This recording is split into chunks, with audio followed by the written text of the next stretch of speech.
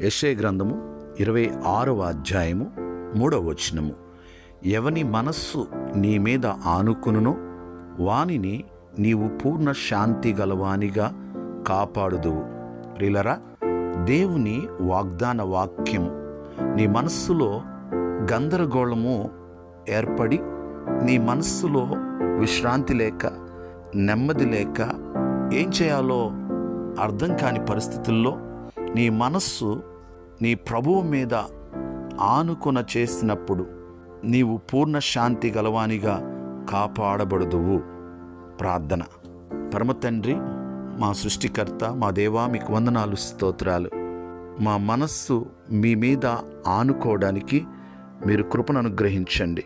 ఈ వాగ్దాన వాక్యము విని ఎవరైతే ప్రార్థనలో పాల్పంపులు పొంది ఉన్నారో వారిని, వారి కుటుంబమును దీవించండి.